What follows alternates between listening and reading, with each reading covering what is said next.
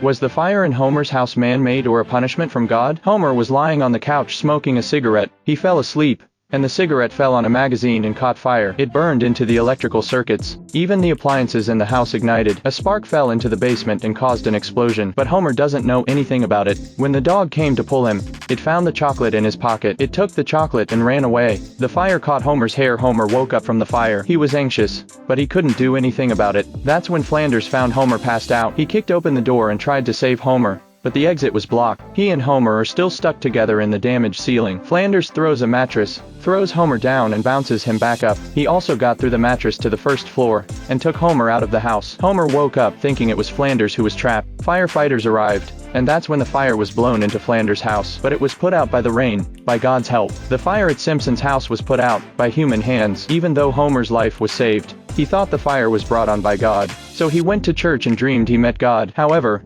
God was very kind to him.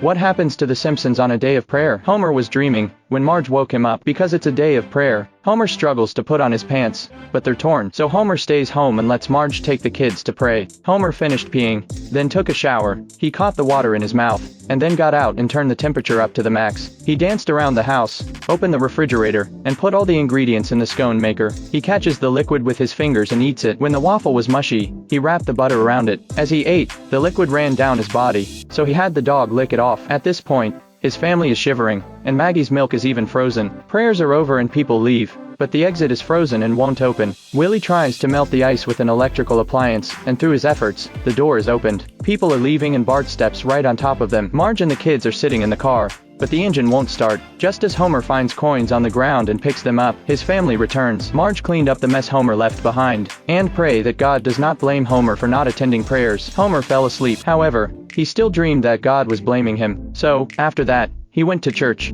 What happens when the Simpsons become the Burns? Professor Frink gets hit by the Burns car and knocked to the ground, and his VR glasses are taken away by Burns. Burns saw 2 dragons with his VR glasses. To have a better experience, he started screening families to be his actors. The Simpsons were chosen, but Burns didn't need Homer, Marge and the kids in their prop suits, each doing their own work. In Burns' eyes, they were his family. Burns ordered Smith to change the children's faces to look like his own. After a series of face swaps, the kids got their own faces back. The Simpsons even celebrated Burns' birthday. For good behavior, they were kept in the Burns home. However, things didn't go so well for Marge and the kids. Burns spilled their line book. To lighten Burns' mood, Burns saw what Lisa grew up to be. Maggie grows up to be a delinquent girl, and Bart to be a college student. Burns got even angrier when he saw it. He threw away his VR glasses. He even woke up the Simpsons and kicked them out. But he still longs for family, and he sees Marge feeling sad for herself. Lisa and Bart are indifferent. He picks up the mirror and sees his own appearance and closes his eyes.